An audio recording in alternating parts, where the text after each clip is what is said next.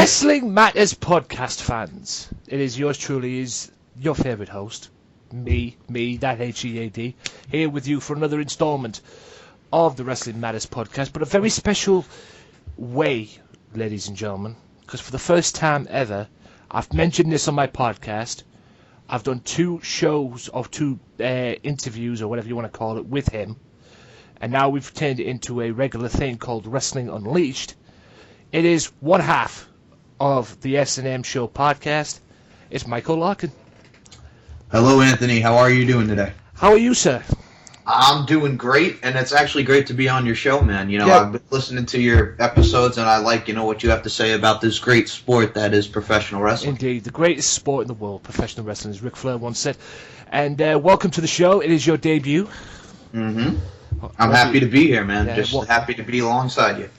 Won't be your last, I would imagine, but we'll get into the thick of things, guys. I'll promote the Wrestling Unleashed podcast later on in the show, and I'll let Michael get his 2 cents in of where you can find him on social media and all that good stuff as well. Mm-hmm. And this is going to be aired for October 19th Wrestling Matters podcast, and October 26th Wrestling Matters podcast as well. I'll make it into 2 parts. Keep it interesting. Okay. Keep it interesting for the peeps, for my peeps out there, because that's what I like to do. There's one thing my podcast is all about, ladies and gentlemen. You know that by now. Is it's all about fresh stuff, being original, and also shooting the breeze. And like I said, Michael, when we do this, if you've got anything to say, hold nothing back. I have no boundaries on this show, as my viewers will probably gather to that. Now, to start off, before we get down to the wrestling side of it, tell us a bit about yourself. Let my fans know what you're all about, man. Tell us a bit about yourself, where you're from, who you are, what you do. All right, give me 1 second. I do apologize. It's okay. Okay. Yeah, my name is Mike Larkin. I am one half of the S&M Show podcast, along with my best friend since high school, Steve Nicoforo. We've been doing that since last summer. I'll say around June, July we started that up. We've been at it. I've been a big wrestling fan since 2002. I'm kind of a late bloomer on that. I wasn't into the Attitude Era stuff. What I mean by that is I didn't start watching until 2002, so I was late. But once I started watching 2002, I was like, I gotta watch, the best in the Attitude Era during the Monday Night Wars and all that. Some of my favorite wrestlers are probably like Stone Cold Steve Austin, The Rock, Mick Foley. I was a big Hardy Boys fan, Edge and Christian, the Dudleys during their tag team series with the ladder matches, the TLCs and all that. And like I said, all in all is I enjoy pro wrestling. That's really, really what it comes down to, Anthony. And that's why you should get the WWE Network, because all the Attitude Era is on the WWE Network as we speak. And also Nitros are on there as well, which I'm very pleased about. Very, very pleased about indeed. So what was the one thing that captivated you and made you want to watch professional wrestling? It's funny, man. My father was actually very big into wrestling. He'd been watching since the 70s and the 80s with guys like Bruno Sammartino and Bob Backlund and all those guys, great champions back in the day. I remember once when I was a kid, he actually chased me upstairs because he didn't want me to watch wrestling. It was actually in 2001. It was a backstage segment, I think, with Stone Cold and his wife. This was during the Alliance and the Invasion era. So, yeah. And then I started getting into it in 2002, and that was the year of the Billy and Chuck wedding and the Katie Vick angle. So, yeah, that's what I got introduced to. Did I just hear myself say 3 minutes? Yes. That was the best thing ever. I'm sorry. I'm not been one for Bischoff and everything like that, but Jesus Christ, that was great. It's funny you mention him because the first ever Raw that I went to was actually the night when he was named the GM. Wow. But that was an epic night. The Raw that shocked the world, quite frankly. Yes. Yeah. Something that never thought something that none of us would thought would have happened. And if you watch the Legends with JBL, you might know a little bit more than you know, because that wasn't the first time he may have ended up working for WWE at the time, because back in the early 90s, before WCW, he had a trial job. Yes, I do. I recall. With the company, and Well, he didn't get it, and it goes to the wonders right now. If he'd have got the job, we may not have got WCW, and WCW may have been out of business quicker than they thought. Exactly. So, do you watch... all right, you watch WWE, we know that, but do you watch any other wrestling promotions besides WWE? I do. I watched TNA. I watched Ring of Honor. Ring of Honor is probably one of the best products on Destination America. I do enjoy TNA, but that stuff, like, as of right now, is like so taped in advance, it's not even funny. But I love the Ring of Honor product. I love independent wrestling. At TNA, what got me into that is in 2004 was when they used to do the weekly pay-per-views, like we talked about on Wrestling Unleashed. When Jeff Hardy made his debut in 04, that's what got started to me, because I was a big Jeff Hardy fan. So that's how I got started with that, and that's when he wrestled Jeff Jarrett for the title, and then he wrestled Monty Brown, and then, those guys were very big into, like, me and with TNA. Also gotta mention the X Division. I love the X Division. Yeah. Jeff Hardy making his debut in TNA, that was AJ Styles, the anniversary show they did. Yes. When he was supposed to be Kid Cash wrestling AJ Styles, but Kid Cash got injured apparently, and then they brought in a surprise, which turned out to be Jeff Hardy. Yes. And it went on from there, and then it led to them eventually getting into 1 month pay-per-views instead of the weekly pay-per-views, and then branching out to Impact and all that, back when TNA was actually good. Yes. Ladies and gentlemen. Yes, the victory roads, the turning points, gotta say, like we've always talked about there, the Helix Skipper working around off the cage. Yeah, we talked about this on the Wrestling Unleashed podcast, stuff we do for the S&M show podcast. This was back when TNA were branching out 5-star pay-per-views back in the day. I don't know what they were doing for the weekly pay-per-views before all this, but right back in the day, they branched out 5-star pay-per-views galore, and they were having best matches on the card, and most of the matches, 9 times out of 10, were the X Division. But like I said, they can't draw 5-star shows now, considering what they're doing, and the fact that they're recording it in advance is just not good. Makes WWE back in the day makes them look good, because I swear it's about 2 weeks in advance that they do it. And I think these tapings that they're doing now are actually from July even, so it's really, really bad. TNA's in bad shape at the moment, and I don't even know what direction they're going in as far as the Impact shows go. Pay-per-views, they do okay with them. Not what they used to be, like I said, but pay-per-views, they do all right. Did you ever get the chance to watch WCW back in the day? Unfortunately, no. I think the brief thing that I saw about it is I was going around flipping through the tube one day, and I saw on TNT these guys called the Cruiserweights, such as Rey Mysterio, Juventud, and Psychosis, and all of them just, flipping and doing their dives and just putting on amazing matches. That was like the brief extent I got of it. Yeah. Are you aware of the British wrestling scene? Have you managed to get any British wrestling promotions where you are? Unfortunately I've not, but I will say this. Some of my favorite wrestlers are British. I love William Regal, I love the Dave Taylors, I love the British Bulldogs, British Bulldog and Dynamite Kid, just all those guys, Nigel McGuinness, Doug Williams, Magnus, the whole nine, man. And I'll be honest with you, I'll say it right now, the UK fans are some of the best fans out there. Oh, and you heard that here first, ladies and gentlemen. I'm not afraid to admit it. Yeah. Also, what was the one match back in the day? I mean, you've watched this from 2002. What was the one match back in the day that made you, proud to be a wrestling fan? I mean, I've had my fair share of matches back in the day. I can probably give you a list full, because I go back to the early 90s. But what was that one match that made you proud to say, you know what, I'm glad to be a wrestling fan?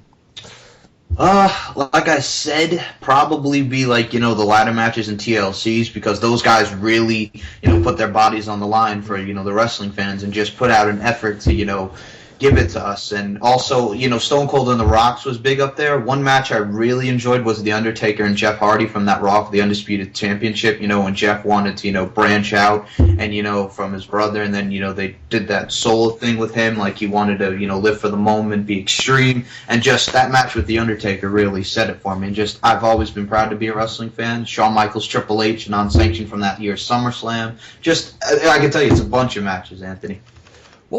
Speaking of extreme, what was your take on the WWE brand ECW? Oh my goodness. 2006. Do you remember anything of that? And if so, what do you remember of it? I've watched a lot of them, man. The one that I was at was actually when Mr. CM Punk made his debut at the Hammerstein Ballroom against Justin Incredible.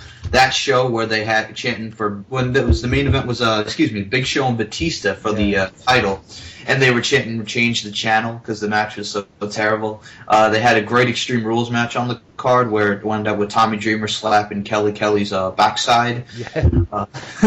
I remember the Zombie. I remember all that stuff, and just oh my god. But yeah, once Paul Heyman left, I think it went from the wayside and just got bad. That's what I was suggesting myself when I first watched it. When the minute that god awful December to Dismember pay-per-view back at the end of 2006 in December, and then the whole thing with Paul Heyman leaving and everything, it went down the toilet from there.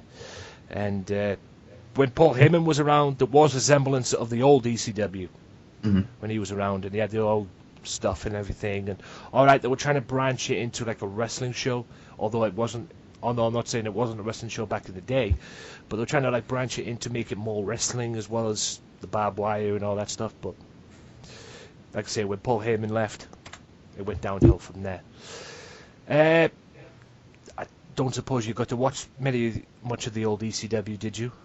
Unfortunately, I didn't. But when I see it, like with these DVDs they put out, which is great, the network and all that, I got to tell you, I love it. I love the Cactus Jacks. I love the Mikey Whipwrecks when Stone Cold was there. I love the Sandmans, the Tommy Dreamers, because those guys, like I said, they just busted their asses. The Eddie Guerreros, the Dean Malenkos, the Benoits, all those incredible matches that those guys had. The Sabus, just all of it is excellent. Yeah. What's your take on John Cena? Because all these rumors going around that John Cena is taking time off after Hell in the Cell. And what is your take? Apparently he's taking time off from October 26th due to personal reasons, apparently. What is your take on that? Is that going to be good for the company? Is that going to be good for the fans? They're not going to see him anymore for that brief period? And I mean, is that good or bad in terms of wrestling, in terms of WWE? I think it's both good and bad because, good because, it's a breath of fresh air because John Cena, has been around and it's repetitive. As I said, it's like rinse, lather, repeat. You get someone else in the United States Championship continuing there. Just put somebody else in, make him as the champion for a little bit. And, it's in a way it's bad because, like I said, John's been killing it this year, and he's just, like I said, having 5-star matches. But like I said, it's just a breath of fresh air for new talent to come in and just, rise to the occasion. What's your take on GFW? Global Force Wrestling, wow. Global Force Wrestling. I think they have potential. I like their roster. Trevor Lee, Brian Myers, the former Kurt Hawkins, Chris Masters, the Chris Mordetsky, the Adonis. They have potential. That's really all I can say about it right now. I don't know too much, but like I said, depending on what direction they go in, they got potential. Do you think it's a mistake for them? Because apparently they've got a UK tour coming in December. Mm-hmm. Do you think it's a mistake for them to come over to the UK at that time, considering the fact that TNA are going to be there in January, going to be in the UK in January, and plus, it's not just GFW in December as well. NXT's coming in December as well. Oh so man, do you think that's a mistake?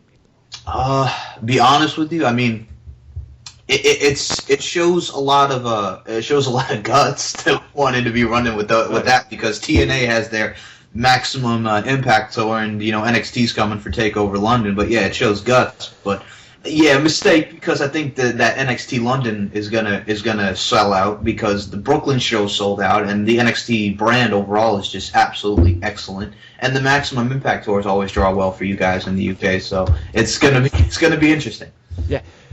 Out of all the main talked about indie promotions, GFW, Ring of Honor, and all that, as well as NXT, which one would you say at the moment is number one? NXT. There you go. Do you think in January when TNA come over, they would be able to tap, or they have any potential or any capabilities of tapping NXT from December? Because that's what they're going to have to do. That's put NXT coming in December to the UK. Basically, is putting more pressure on TNA to outshine them in January when they come for the Maximum Impact tour. Because people are going to want to see, people are obviously going to pack the NXT shows, but when it comes to that, they may want to go to see TNA in January. And if they don't, they might be on a high from the NXT show. They're going, yeah, we did this, it was a great show, it was an awesome kick-ass show, as NXT usually is. But, will that segue, will TNA try and top that in January, or will they just keep it, low-key-ish? As far as for what they want to, as far as for their original idea of what they want to bring over. Like I said, I think it's going to be a challenge because I think that card for NXT is going to be stacked. With the direction that they're going with as far as the title goes, I'm thinking it's going to be they're going to add Finn Balor versus Samoa Joe for the NXT Championship on that card, and that card is, like I said, is going to be stacked. The Maximum Impact, I think it's going to, like I said, it's going to be a challenge for them to try to top NXT London, but I think TNA can do it. They also have a hell of a roster, with your Drew Galloways, your Hardys, and just et cetera, et cetera. I think it could be a good match for NXT. I've just got something here, courtesy of a website that I've just got on here. Mm-hmm. It says, former WWE and ECW star Raven will be paying WWE headquarters a visit later this month, according to PWI or PW Insider. Yes, I'm very aware of them. What's your take on that? To be honest, I think it could just be they're doing more releasing for DVDs, as far as could be ECW, WCW, whatever, and they want to add Raven to the DVDs and just have him talk about the history. I think that's more. I don't see him coming into a ring for them, but I could see, like I said, him doing more commentating on ECW and WCW stuff for their future DVDs. Well, according to what I'm reading here, it says that it's going to be for an upcoming Dudley Boys DVD. Oh, really? Excellent. Now, speaking of the Dudley Boys, what's your take on them being back in WWE? I love it. I think it's a long time coming. Them at the Barclays Center, it was a perfect debut for them because them in the New York crowd was just big after SummerSlam that whole weekend. It was ruckus, and then they come back, just been kicking ass ever since. I think, like you and I both have talked about, they should have won at MSG, but we'll see how they do at Hell in a Cell. Hopefully they will win at Hell in a Cell. What's your take on Bound for Glory? The Bound for Glory show. And what's your take on the Bound... I've mentioned this many, many times. I think I mentioned this on your show, the Wrestling Unleashed. What was your take on the way the Bound for Gold was set out? Because I had a few surprises in there. Yes. Which was Tommy Dreamer and Al Snow being two of them. Al Snow, Jesus Christ. But what was your take on the way they portrayed the Pope? Okay. What's his name? D'Angelo Dinero or something? Yes. First, I will say, Al Snow is in looking great shape, and I did enjoy watching Al Snow get in there. As Tommy Dreamer, because Tommy Dreamer with the polka dots was a nice tribute to Dusty Rhodes. Yeah. How old is Al Snow now? Oh, God, he's got to be in his mid-40s, early 50s. Fuck me, he's in shape. Yep. Jesus. He looks good. It's like saying The Undertaker's, not as good as he is, but he might not be as good as he used to be or anything, but Jesus Christ, he's still in good nick. Yeah, because I'm thinking he's got to be in his 40s. But yeah, Al Snow is an agent there, and he works with the young talent, so that doesn't surprise me. Like, that's why Billy Gunn's in excellent shape that he is. So yeah, and he's working with the younger talent right now, as far as maybe Tough Enough or behind the scenes in WWE. Like I said, what was your portrait on the D'Angelo Dinero angle? The Pope when Tyrus and Abyss were in the ring, and he decided to get off the announce table and jump in the ring. That's his exact words. Let me get in on some of this. I thought it was funny. I think Pope retired from the ring. I think they just want to do a nice little spot just to pop the crowd. I don't see the Pope get back in the ring, like I said, because he had mentioned like about a year or two ago that he was going to retire. But I said it was a nice thing to pop the crowd, but whatever. It's not going to lead to anything going down the road. So. No, it isn't, and it just made him look like a fool, quite frankly. It made him look like Jerry Lawler. What Jerry Lawler did in '97. Stepped in, stepped out, and he's back at the announce table again. Yep. It was just ridiculous. I mean, what do you think? I mean, I've mentioned this. I've been very vocal about this, not just on my podcast, but on the Wrestling Unleashed show as well. That me and you do. Yes. What is your take on the situation in TNA in terms of booking? Sometimes I wonder if Vince Russo still works there. I know. I said this. I said exactly the same thing. I said exactly the same thing on the Wrestling Unleashed show. It's frustrating, man, because their roster is so talented, but the way that they book them is just so insipid at times. It just makes me want to rip my hair out. Would you agree with what Josh Matthews says? Not that there is much to agree on when Josh Matthews is speaking. Would you agree with Josh Matthews? Because at the beginning of the pay-per-view, the Bound for Glory show, he came on, did his intro, and he said, the greatest assemble of talent, of wrestling talent on the roster, or whatever it was he said. Would you agree with that about TNA? Yes and no. Because of the way they've been booked. It makes them... Exactly. But yes, because they're very talented guys and gals. Yes. Like I say, I've mentioned this on my podcast. I mentioned this on yours as well. I still don't get this situation with the World Title Series. I had to look at the groups thing the other day on TNA's Impact website, and it's to put them into groups: Group UK, Group Champions, Group Knockout. Why the fuck are the knockouts in there? I do not know. There was also the Group Wild Card and all that. Group Wildcard. There was 4 groups from what I got. Group UK, Group Wildcard, Group Knockouts, Group Champions. Probably former champions, former world champions. That was the whole idea of the Group Champions. But like I say, why are the knockouts involved in this? What's your take on that? First thing I will say is, one thing that did make me scratch my head was, why is Austin Aries in this when, if you recall, the last time we saw him, he wrestled Rockstar Spud, and if he lost, he would not be on TNA anymore. And all of a sudden, he's just back, because he was a world champion. Yeah. And the last time I saw him was in Ring of Honor? Yes, Ring of Honor. Las Vegas? Mm-hmm. He appeared on the Las Vegas show. And they said he was going back to Ring of Honor. Like what Samoa Joe was going to do until he signed for WWE. But yeah, going back to the knockouts, man. Like I said on our show, the knockouts, the only person that is formidable to go against the guys is Awesome Kong. Yes. And number 2, Gail Kim and her backstage segment before her match with Brooke that evening was, talk about this is only where the girls get the opportunity and this is where the girls have the best roster and blah, blah, blah, blah, blah. You're saying this on the same night where Bayley and Sasha Banks tear the house down in a 30-minute Iron Woman match on a special that's airing that night. So it's kind of hard to take you seriously there. Yeah, no, Gail, you're great and all, but if you're saying that just makes you look like a fool. Because obviously you need to go to the WWE network or you need to go to Orlando.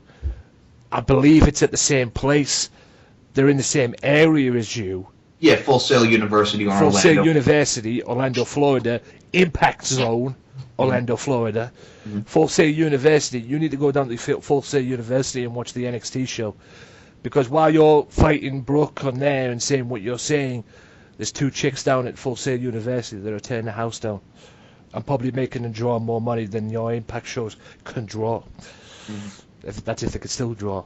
Be honest, there have been photos that have been surfacing online, Anthony, about some of their house shows that have been there, and it's not been pretty.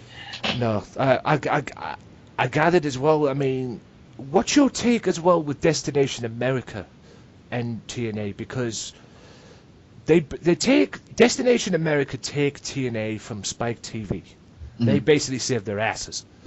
Because if TNA hadn't got a network, they'd have been out of business.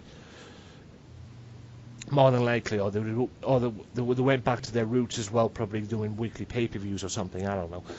But what's your take on Destination X clocking in TNA from Spike TV, putting them on their network, and then a few months later coming out and saying that because they haven't got that much, or because they can't get better viewership and ratings, they threatened, or have done, from what I've heard at least, they take them off air. They said they're going to take them off air. And then, all of a sudden, a couple of weeks after announcing that they're going to drop TNA from their network, they bring in Ring of Honor. They sign in Ring of Honor. I mean, what's that to you, and what would probably that do for Ring of Honor? I don't know if they wanted to add more wrestling to their network, but I mean, Ring of Honor, their product is, like I said, it's excellent, it's superb. I enjoy watching the hour every time it comes on. When it was on from 8 to 9, now it's 11 to 12. The thing is, man, if they just air Ring of Honor on that network, I think they'd be fine. But, you know, with TNA, a lot of people, they figured that would be the lead up to see what would happen, is they took Ring of Honor off at 8 o'clock, and now you got those reruns of the Barbecue Pitmasters or the Bigfoot shows, whatever they got on there. And I don't know, but I think more of their audience, a lot of them like Ring of Honor. And, you know, with TNA, like I said, the booking hurts them, and if they want to find an alternative, you can just watch Ring of Honor. If they just air Ring of Honor on that network, and yes, I know Ring of Honor is like 2, 3, or 4 days old because they air on the network on the Sinclair Broadcasting Network. If they just air that Ring of Honor, I think they'd be fine if they just had that on Destination America. Yeah, I think that, like I said, I think they'd get better. I think if they're talking, if Destination America are talking about, oh yeah, because TNA didn't give them better ratings or viewers or anything like that, they're taking them off there. I think they'll get better viewingship and ratings from Ring of Honor than they ever will TNA. Well, in the shape TNA's in, at least. What's your take on Ring of Honor at the moment as far as their television is concerned? I love it. I love their television. They have some of the, like I said, some of the best talents out there. I like guys like Michael Elgin, your Dalton Castles, the Briscoes, Jay Lethal, Roderick Strong, War Machine, Young Bucks, Nakamura, Kushida, a lot of the New Japan guys that they bring in. Like I said, all those guys are very talented, and I look to see where they go in the future. Do you think any of them could be heading for WWE sometime in the future?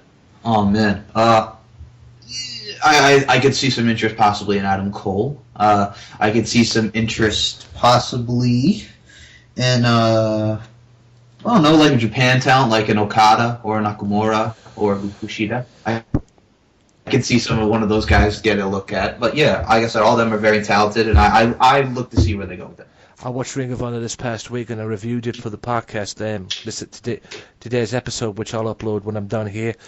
Yes, as I'm doing this right now, the last week's episode, guys, is getting uploaded as I'm doing this. Just saying. I watched Ring of Honor on their website. They have the television show on their website. Mm-hmm. And I saw Time Splinters against Briscoe Brothers, Mark and Jay Briscoe. Time Splinters being Kushida and Alex Shelley. Yes. Great tag match. It was. And another match that really caught me, which, to be honest, at the start of it didn't really pick up towards the end, and then it really got good towards the end of it, and that was Okada and Roderick Strong. Okada being the IWGP Heavyweight Champion. And both these matches were taken from Field of Honor show in August, which was round about the time NXT was in Brooklyn. Yes. I mean, what's your take on I mean, do you think Ring of Honor should do that more often? I mean, basically, they had the show in August, and then a couple of months later, they basically gave 2 matches away for free on television. I mean, what's your take on that? Do you think they should do that more often? I mean, that's basically cutting from their regularly scheduled planning. I mean, it showed also as well Watanabe getting a TV title shot by winning a gauntlet, which on next week's program, this coming week, he's going to go one-on-one with Jay Lethal for the TV title. I mean, what's your take on that? I mean, is that good for Ring of Honor, showing basically cutting whatever they're planning and then bringing 2 matches in from a show they did, say, a couple of months ago and airing them on television? Personally, I like it for people who, weren't there and didn't get a chance to see the action air. Oh, yeah, I love it. I think it's absolutely excellent, and it makes sense. And, it makes us look forward to see what they have next week because, this coming week we got Jay Lethal and Watanabe for the TV title. And honestly, yeah, it makes me look forward to seeing what they have on, that night and, next week's product. So, yeah, I absolutely think it's a great idea. Now, I'm going to get off key here with all these indie stuff in a minute. I want to bring something up. Yeah. I want to bring I watched a TV show over here that we have in the UK called On Challenge. I don't know if you guys get it over there in America. I think the only best way you can get it in America is watching it on YouTube. Yeah. Wrestle Talk TV. I'm aware of them, yeah. Yeah. Wrestle Talk Television aired something yesterday. It's a half-hour show here in the UK for those of you that don't know. It went from an hour to half an hour to an hour back to half an hour again. And it mentioned yesterday that what happened at Night of Champions involving Sting, the injury that he picked up, there's rumours flying around that it could be a career-ending one. What's your take on that? Do you think Sting should have stayed away from WWE? No, because I think the way that they were using him in TNA was just, terrible, and I thought his TNA run was very lackluster. I'm glad that he finally went and got the run with WWE. I enjoyed the match with Seth Rollins. I think he's in excellent shape that he can bounce back from this, and yes, he took a beating, but I think he will bounce back, and personally, I'd like to see next year, since they're in Texas, Taker and Sting, the match that we want to see because it's a dream match, but like I said, that is if he's up to it. I'm not him, so I necessarily don't know how he's feeling, but I hope he can bounce back. He's in excellent shape for his age, and, I look forward to see what we have coming from the Stinger. Let's bring up something that we talked about on Wrestling Unleashed regarding The Undertaker, because I mentioned, as you clearly just mentioned there, that I want to see the Sting-Undertaker match, no matter what shape they're in or whatever, or what it could bring out, or without it being the worst match ever, or whatever people say about it. But you brought up something on the Wrestling Unleashed that I'm going to bring up here right now about Undertaker and the 3 possible matches that he could have. And I believe the 3 were Braun Strowman, John Cena, Seth Rollins. Correct. Now, I already said that who I think it would probably be out of the if they had to choose out of the 3, because John Cena is John Cena and he's the Mecca guy, and plus there's rumours flying around that Seth Rollins is going to be involved in another match at WrestleMania, and I don't know about Braun Strowman. I believe it's too early for him to get into that kind of monstrous role. Facing The Undertaker at WrestleMania, I think it's a little bit too early for him for that. But what's your take on that? I gave you man. What's your take on it? It's interesting. The Braun Strowman goes back with the Wyatt family thing from this year, but like I said, I agree with you. It is too early for Braun to get the Taker. Seth Rollins would be interesting because if you want to play off, the whole he smashed. After Brock Lesnar smashed Kane's ankle there, and then Seth came in and stomped on it. If you want to see him go against the Undertaker and Seth Rollins. That'd be cool. I think it would be an excellent match. And John Cena's interesting because, like I said, we haven't seen him and Taker touch since '03 when he was the badass and he was all about word life. This is basic thugonomics. So I think it would be excellent. I mean, if you really wanted to get heel heat for Cena, you'd have him beat the Undertaker, which I would be pissed off. And if you want to have Cena, if Cena wins, we riot. You have him beat the Undertaker at WrestleMania, but I wouldn't see that. I would have a Taker win. But I think Rollins and Cena would be Rollins or Cena would be excellent opponents for him. But if I would to pick out of the two, I would like to see a Taker Cena match. Me too. I said that on the Wrestling Unleashed. Speaking of John Cena, there's been a lot of talk back in the day, and to be honest with you, people still talk about it to this day, and quite frankly, it drives me up the damn wall hearing about it, because we all know it's not going to happen. But people still talk about John Cena turning heel. Ugh. Do you think he should turn heel, or do you think, obviously WWE probably won't allow it, but do you think he should turn heel? I don't think they'll allow because of the kids. I think, the kids will just be he'll be upset because he's one of the top merchandise sellers for that company. Well, he's the face of the company if they don't tell you, like, over and over again on their shows.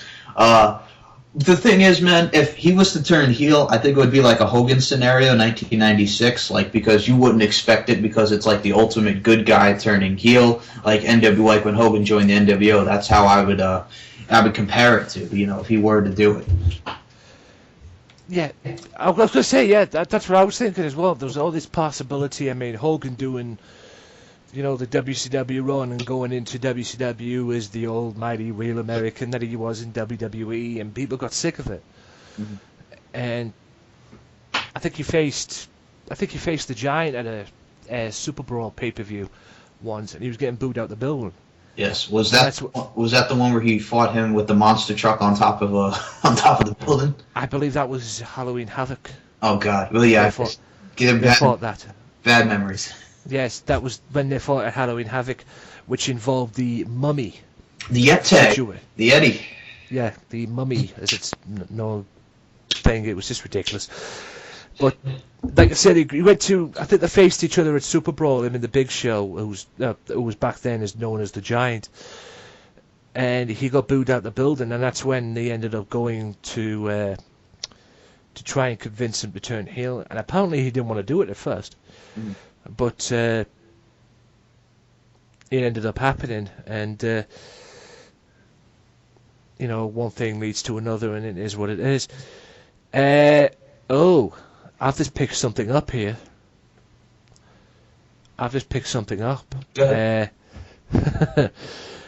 Courtesy of a website that I'm looking at right now, it was announced by TMZ. WWE stars Rusev and Lana are engaged. I read that yesterday. Good grief. That makes it interesting for the storyline with Rusev and Summer Rae. Yeah. I can't wait for Raw tonight. I can't wait to see Raw now after that. Anyway, what's your take on the status of the Intercontinental Championship in WWE at the moment? Because we all know John Cena is doing his thing with the US Open Challenge and everything, and although that looks like, from what we gather, it's going to come to an end soon. But what's your take on the status of the Intercontinental Championship? Because I think they tried to do the same thing that they're doing with the US title at WrestleMania. They tried to do it with the Intercontinental Championship and put it on Daniel Bryan. But Daniel Bryan got injured. He injured his neck. Yes. And then that's what led to Ryback eventually picking up the title in the Elimination Chamber, and now it leads to Kevin Owens. Do you think the status is in... Do you think the Intercontinental Championship itself is in good shape, or does it need a lot more work? Because we all know right now, considering where it's gone and what's happened, we all know it's not what it used to be. It's basically gone downhill. Do you think it's in good shape still, or do you think there needs to be a lot more work done to bring it back to the shape it once was? I think it's in good shape. I like that Kevin Owens is the champion now, because I'll be honest with you, when Ryback works hard, I think he's a very hardworking big man, and he's talented, but his reign was the drizzling shit. So I'll say it right now. I'll say it right now. I was happy to see KO get the belt. Him as the champion is going to be very, very interesting, because I look forward to seeing who he's going to wrestle. Personally, I'd like to see him and Cesaro have a reboot of their feud and have them feud over the Intercontinental title. That's personally the direction I'd like to see Owens go with the belt. Do you think what do you think of Kevin Owens as the Intercontinental Champion? I like it, man. I think he'll go far as the Intercontinental Champion. I think it's the right call to make him the Intercontinental Champion. He is a very talented wrestler. He was great, on the Indies. The fight Steen, fight kill Steen, kill. Fight Owens, fight. Just he's an all-around excellent talent, and he has a lot to offer to the company. Do you think he's still? I mean, do you see him? Do you think he could be a babyface? Because we all know he was a babyface in Ring of Honor a few times. Yeah, him and Generico. Him and Generico, and then his mission to kill what he created in Scum, which he eventually did. Yep.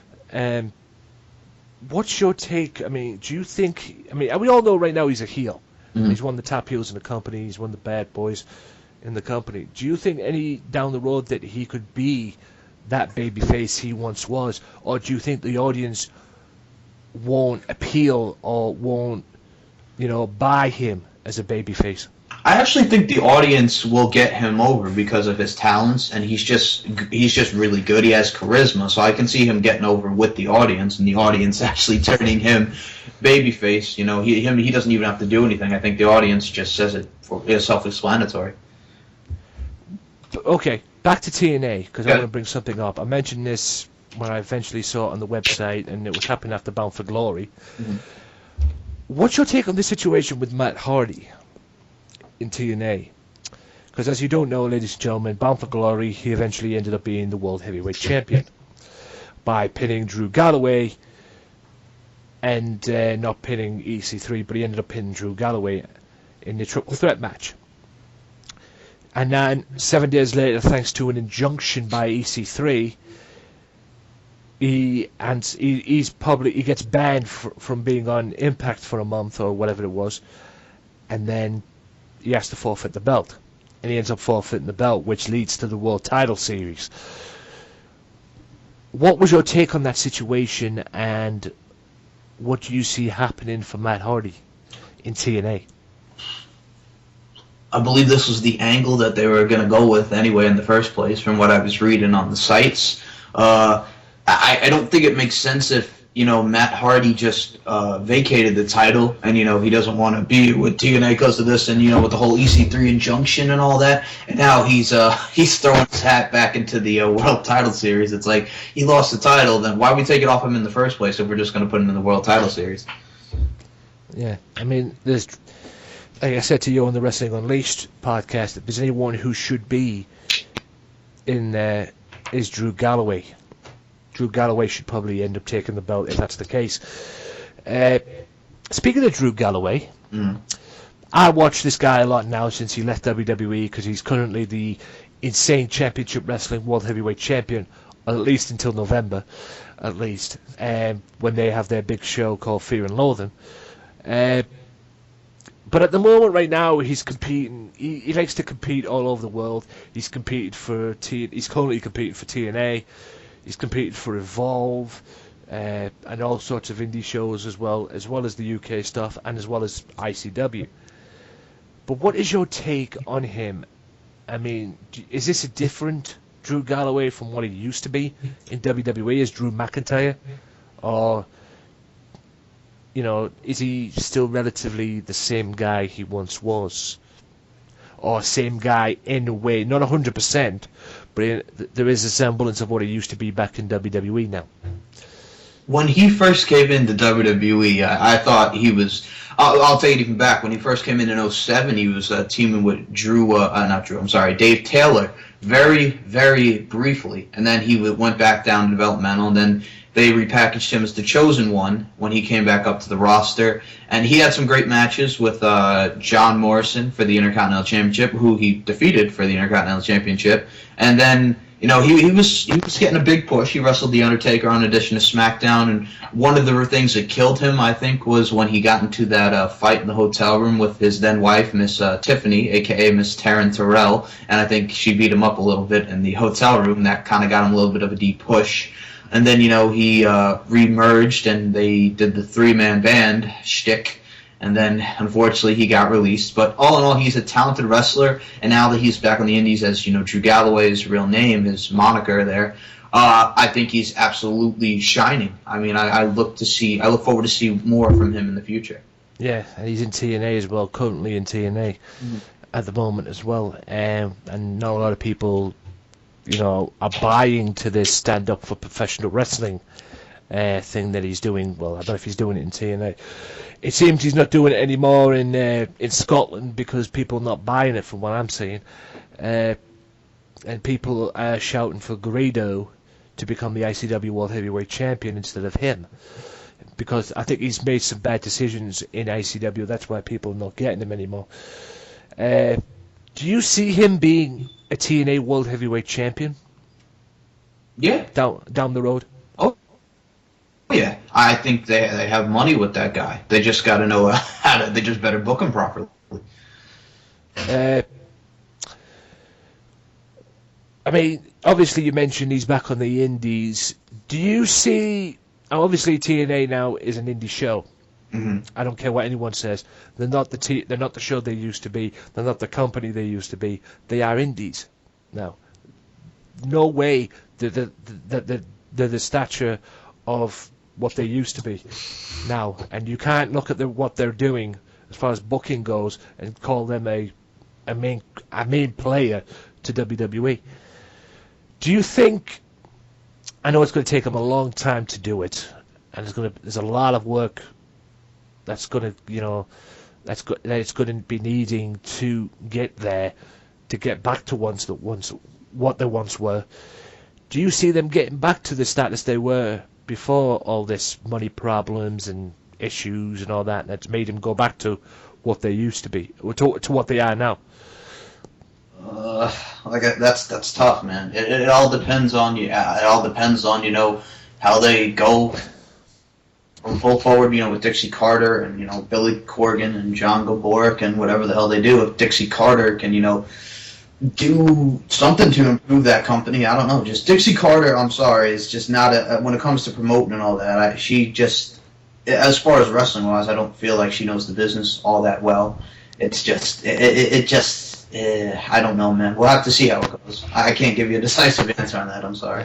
What's the future for one James Storm? Because as we all know, ladies and gentlemen, he signed up. He's in WWE now. He's signed to NXT. What future do you see for him down the road? Do you see him being an NXT champion? Do you see him staying on NXT? Do you see him going to the NXT to the main roster? Raw, SmackDown, and whatever else they have up there. I mean, what's your take on James Storm in WWE, and what do you see his future? What good could come out of it? Hell, as long as I don't gotta watch him wrestle Mahabali Shera anymore, I'm happy. He's in, he did the NXT thing with Danny Burch there, and who is a very, very formidable talent. He's been with their performance center. Another guy to check out, Danny Burch.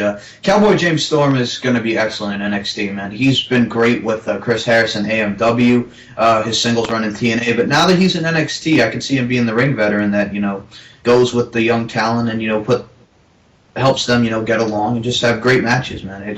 I'm looking forward to what James Storm brings to the NXT brand. Are you aware of CJ Parker? Yes, I am. Well, he revealed on Instagram account that he's now signed to New Japan Pro Wrestling. Mm-hmm. Is that good for him? Do you think that would be good for him? Because he wasn't getting anywhere in NXT. Do you think that could be good for him going to Japan? Oh yeah, that's very good for him because he was a guy that wanted his release. He saw he was going nowhere, and instead of just sticking around doing nothing, I'll go to Japan. I'll get better because there's no better place to go to get better than Japan, and then I'll come back and I'll hopefully they'll sign me back. I'll come back and I'll show them what I got. Now, going back to TNA back in the day, right? But early on this year, I want to get your take on this because we all know what happened. Back when they were doing the Rising group with Drew Galloway, and obviously the BDC, the Beatdown Clan, which fell apart immensely and very slowly too, considering where Samoa Joe ended up. There was something that went down, ladies and gentlemen, that involved MVP. Because MVP apparently got fired from TNA. Because apparently, from what I read, MVP, for those of you that don't know, allow me to explain, MVP vouched, if you will, for Hernandez, Supermax, as he's known in TNA, to come into the group. To come and be a member of the group, and they already had Homicide in there, for crying out loud. So, why not bring Supermax in and have make it a 4-piece?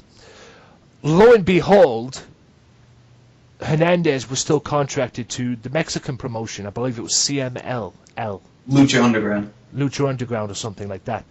He was still contracted to them. TNA, being the complete idiots they are, they obviously didn't take time to check on that. And eventually they did, and they found out. I mean, they didn't do that in the first place, but they eventually checked on it and found out that he actually was still working for the Lucha Underground promotion. And obviously TNA didn't take too kindly to that, so they blamed... So instead of taking responsibility for themselves... from what I got at least, taking responsibility for themselves and not, checking up on this, and, like if you were getting a reference in a job somewhere, not checking up on this, they fired MVP. What's your take on that? I know this goes back a couple of months ago, but I got to get your take on that because it's still mind-blowing to this very day for me. Oh, I don't know their thought process. That gets me too. But if MVP's happy, where he's at now, if he's going back to Japan or whatever, that's cool, man. Because they I don't think they weren't. When he got hurt, I think is what hurt him. Because after he got hurt, I mean, the BDC it was good, but it wasn't like MVP was like he was when he was managing Lashley and he was with Kenny King and all that, but. I'm happy that, MVP is doing this thing in Japan, but like you said, it was shitty that he got fired the way he did. Yeah. Also, apparently we want to give a shout out to Bruno Sammartino. Apparently, according from what I'm seeing right now, this might be old news or whatever, but apparently he's in a hospital recovering from back surgery. So send a shout out to him on that.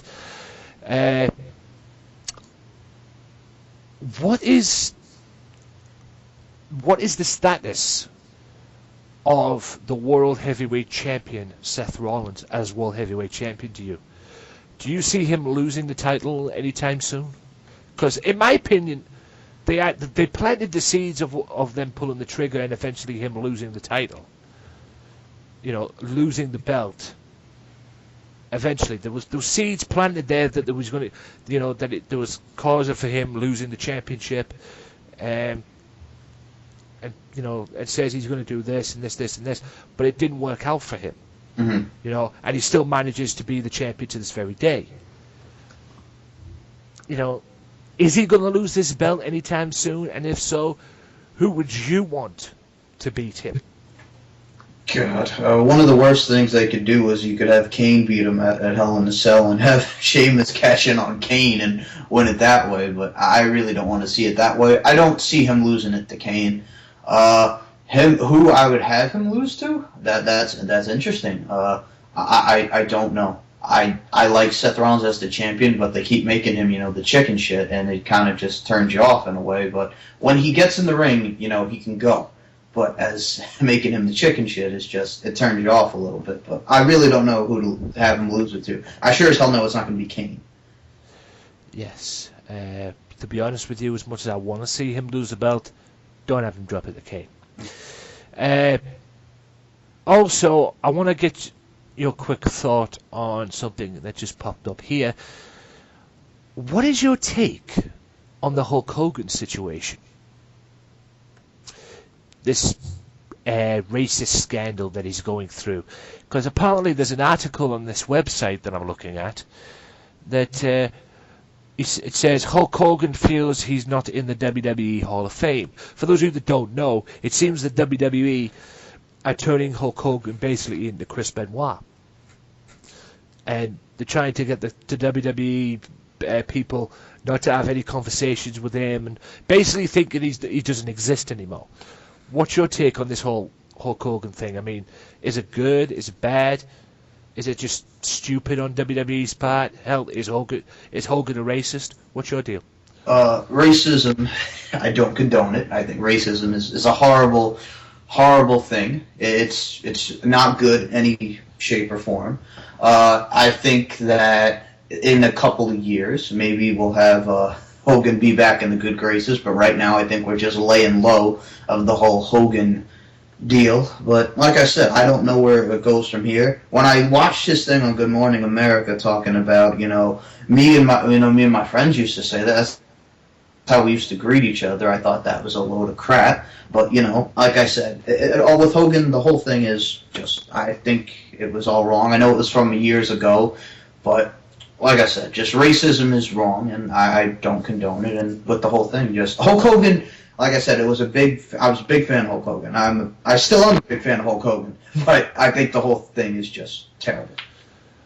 Right, we're coming towards the end of this now. I don't want to do this too long or anything like that, but this is only just the start of it, and hopefully, like I say, whatever we don't do now, we'll do more in the future as well, like we're going to do on the Wrestling Unleashed show.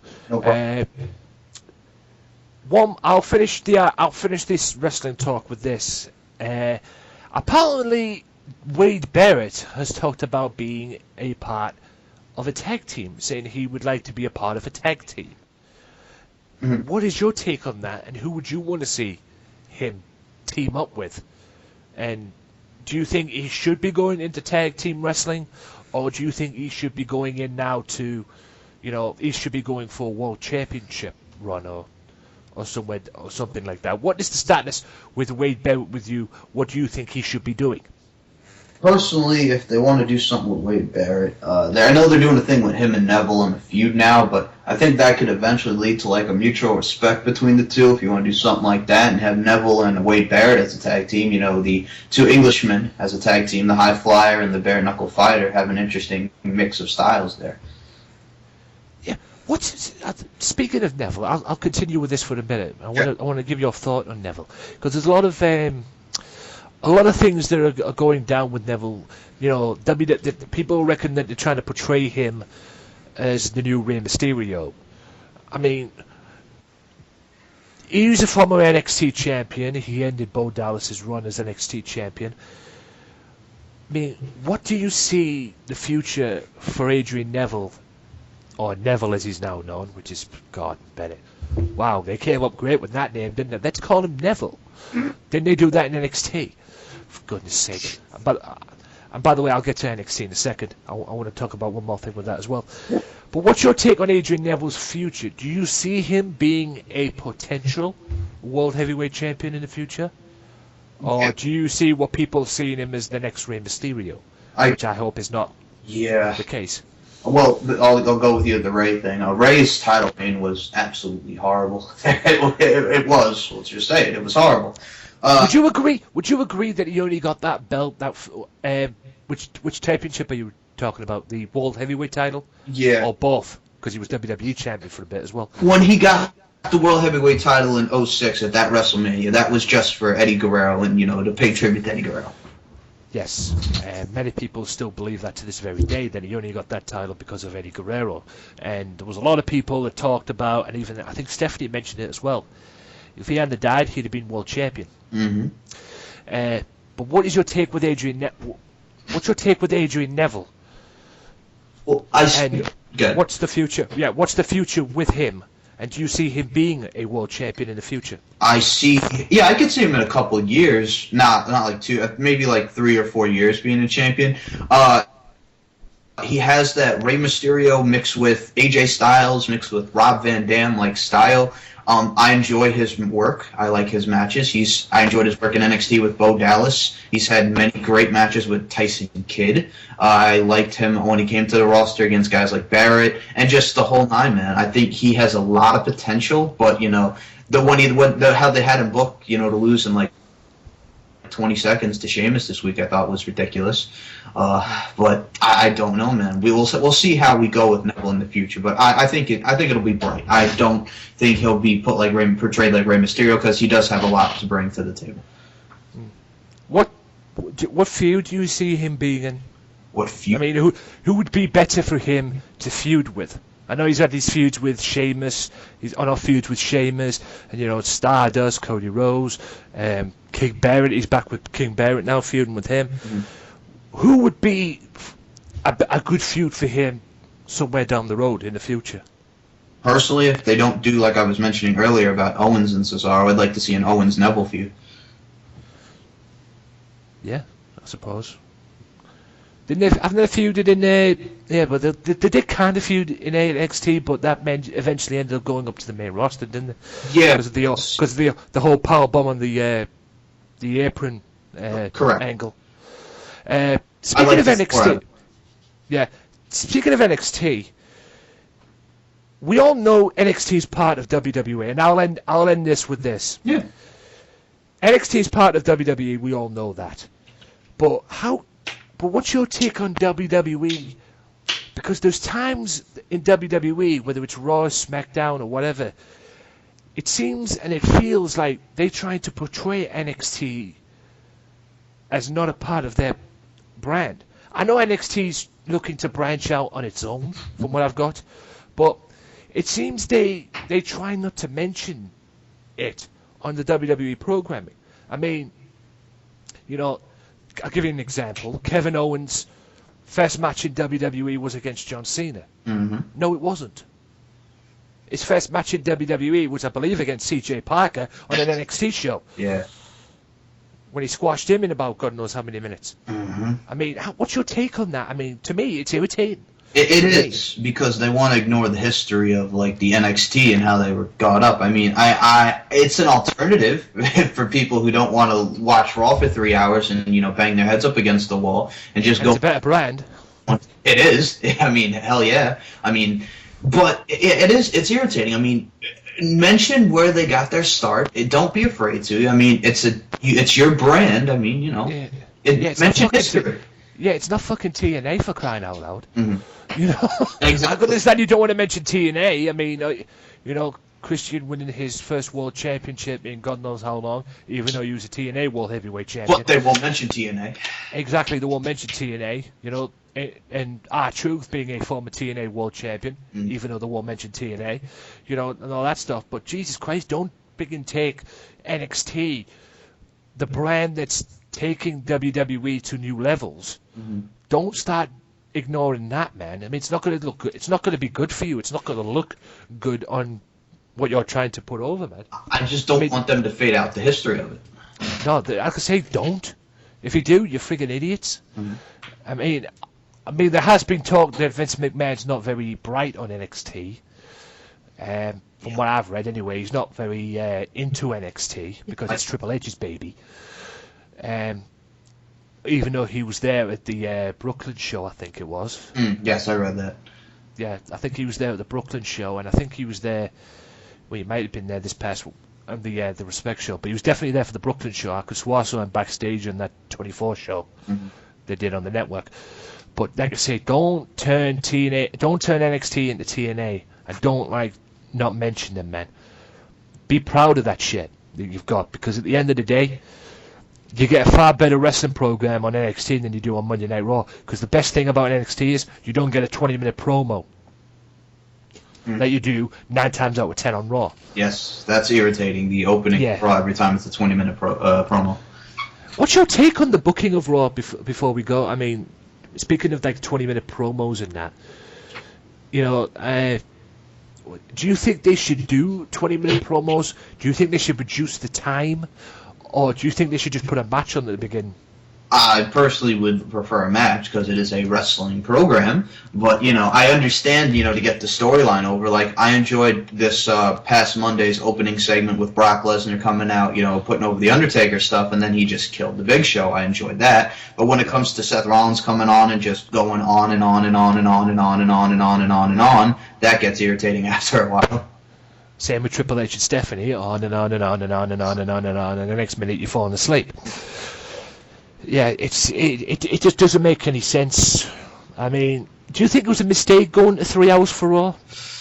It's difficult for people, you know, to want to, you know, not change the channel after a while because it's just like when you get to that last hour, it's just It's like I just watched 2 hours of this and now I got 1 more hour. It's like it's tiresome, and it depends on how they book the show too. That also is how it goes. But I think they should have just stuck with 2 hours. Yeah, me too. I think if they want to do a 3-hour show, I think they need to go on their network and watch some Nitros. Mm-hmm. For what the Nitros used to be. Because, all right, even though it was falling apart in 98, Nitros used to be the 3-hour shows they did. You know, like Zen Goldberg once said, they had everything on their show. So maybe they want to start looking into that as well and doing that if they want to keep the 3-hour shows and don't have 20-minute fucking promos at the beginning. Because then you might get some better ratings on Raw. Because that, to me, in my opinion, that's what's killing the ratings. Just my opinion. Now, that part, well, this is for the first show, for the first interview that we have done. That about wraps it up. I'm going to wrap it up there. I will, like I say, guys, I will air this interview on the 2 episodes of the podcast. And then I'll just put the whole interview up on SoundCloud and maybe on the YouTube page as well. Mm-hmm. I don't know why I do that, but it you know, gives something for the podcast itself, the Wrestling Matters podcast itself, and then I just put them up on the actual YouTube as one big huge interview kind of thing as well. But other than that, guys, I hope you've enjoyed this. And Michael, the floor is yours. Where can my audience find you on this beautiful thing we call social media? Oh, excellent. Well, first I will say Anthony will be putting these in the descriptions, but I will first start to say that thank you for having me on this show. I've been wanting to do this, and it was great talking to you today. Yeah, and can I just say quickly as well, I think you've just thanked me for coming on the show there, for having you on my show. I think it's me that should be thanking you for even suggesting me to come on your show, and not only that, making it now a regular thing on your S&M podcast as well, for the Wrestling Unleashed now, which you can check out on the S&M podcast as well. So you thanking me, it's me that should be thanking you, because it gets me to another level as well. It gets me out there to another level of an audience as well, and an audience I'm looking to branch out. So again, thank you for that. Continue. You can find us at facebook.com/SNM Show Podcast. We also have a Fan Central, which is like, if the fans, want to talk about our episodes and all the audios we put up, I also put up videos on there. It's facebook.com/SNM Show Fan Central. You can check our page, which is, it's my page on SoundCloud, where all the audios of our shows, the audios that I've done with Anthony are up there. The audios I've done with my friend Mr. Kyle Ellick are up there. My interviews I've done are up there. That is soundcloud.com/MCLarkin92. And finally, I'll just plug out our Twitters here. It's twitter.com/@SMShow1. That's at capital S, capital M, show, the number 1. And my co-host, which I wouldn't be doing this if it wasn't for him, because we're both equals, and we do try to put out the best content for our audience. His is at Stevie Nicks. That's capital STEVIE, capital NICS, SM, capital SM on the Twitter. And yeah, that's where everybody can reach us. And hopefully we can get, maybe one time, get your partner on as well, and we can maybe do something with him as well. Yeah. Both of you, if you want to do it. That's if he's up for it. Yeah. So I'm like I say, I'm down for that as well, just to get a bit more into what this S&M show is. But with that being said, Michael, thank you so much for coming on. Nope. We will be doing this again, guys. He's made the Wrestling Unleashed a regular thing. We're going to make this a regular thing as well. So at some point, but we'll have to work on that. Yeah. A little Last bit. thing I wanted to mention to you is I'll be in touch with you for another Wrestling Unleashed sooner rather than later, and I believe you'll be in touch with me to come on this fine show and another day as well. I'll let you know in due time. I will let you know in due time to come back on as well. We'll sort something out, and then, like I said, you know where to find me on the Twitter and all that. Yep. And I might as well plug my stuff in as well, guys. If you're having trouble finding the previous episodes of the Wrestling Unleashed show that I've done with Michael, go onto my page on SoundCloud, Wrestling_Matters_podcast, and you'll be able to find them as well, because I've reposted them onto my page as well. So be sure to check that out as well. And with that being said, ladies and gentlemen, that is the end of this. Thank you, Michael, for coming on. You're very welcome. And until next time, guys, for Michael Larkin, my name is Anthony Walker, the HD at the end of D, saying see ya. Peace out, everybody.